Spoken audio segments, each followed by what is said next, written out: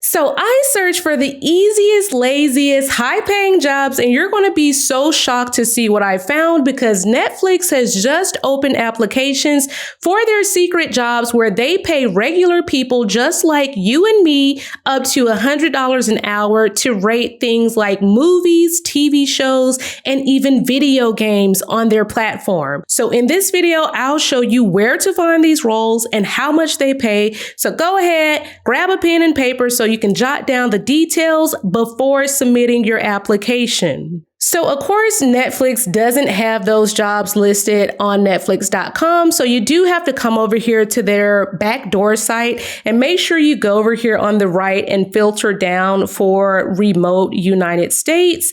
And when you look for these jobs where they pay you to rate movies and games and that sort of stuff, you don't want to put rater. You want to be very specific and type rating strategist. Okay, so ratings strategist. Okay, this is going to be for games. This is going to be great for those of you that are like, wait, is that a kid's game? Or no, that's supposed to be an adult game. So it says that members can now download and play video games anytime, anywhere on the Netflix platform, right? So that's pretty exciting. So basically what you're going to do is you're going to review game content, okay? This could be reading the script of a game.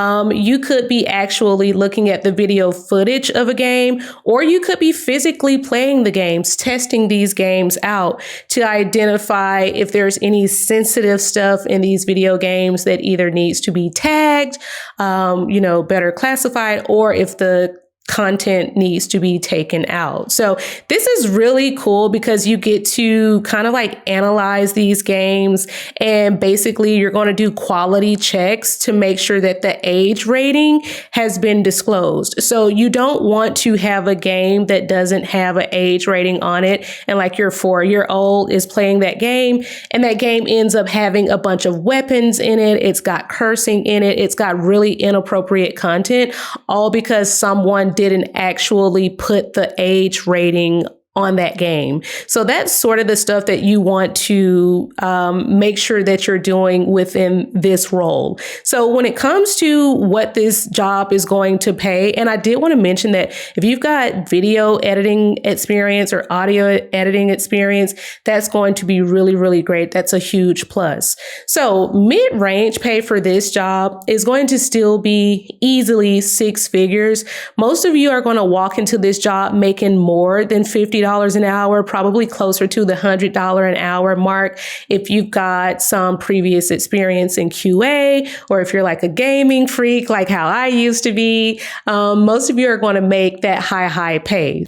And if you don't feel like doing a resume for this position, that's okay, because I've already done the resume for you and added all of the keywords. So make sure you go over to paybump.com and grab that resume and interview cheat sheet so that you can go ahead and get started. For those of you that are also more analytical, but you'd like to test out video games and that stuff and rate them and thumbs down it and all that, there is another position at Netflix called the QA analyst for the Night School Studio, which is their partner, their gaming developer partner. So what's really, really cool about this role is it says you're going to be testing out iOS, Android, and cloud games.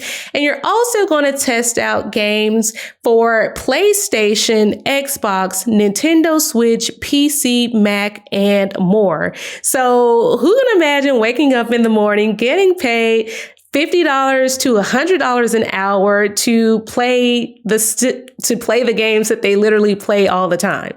Like, who could imagine waking up in the morning, getting paid up to $100 an hour to play PlayStation, Xbox, and the Nintendo? Like, that is just so amazing. So for those of you that are real QA people, you've done this before. Even if you haven't done gaming, you're familiar with things like Jira, TestRail. That's something you want to make sure you call out on your resume. And yes, I've done these resumes for you, but as far as the gaming salary goes, this is a more technical role because they're wanting you to have either some experience in C++, C#, SQL. And if you don't have that experience, at least, having like project management experience, and again, QA, automation, that's going to make this a higher paying role. And this is why that salary goes up to $250,000. And again, mid-range salary, you're easily looking at $150,000, if not more. So $75 an hour range is probably the minimum that I would accept for this role. So make sure that when you're negotiating your salary for this, you're like, listen, this is how much I'm looking for. And you state whether or not you want that in mostly cash compensation or if you want it in stock or a combination of both, because Netflix is one of those companies that kind of lets you pick how you get compensated. If gaming isn't your thing, if Netflix isn't your thing, what I do have for those of you is a little different. I have something for Instacart. If you're looking for something that is a little bit more low key, and in this role, it's going to be a fraud and identity specialist role. So we've talked about this role in previous videos. You're basically identifying fraud patterns or conducting investigations for any type of suspicious activities, such as, maybe somebody's credit card is being used without their permission. So you're doing tickets all day. You're not talking on the phones or anything like that. You're just really kind of investigating and saying, okay, this needs to be escalated to our fraud team. And so the pay for this is going to be $23 an hour minimum. You might get more depending on your experience, but that is the minimum pay.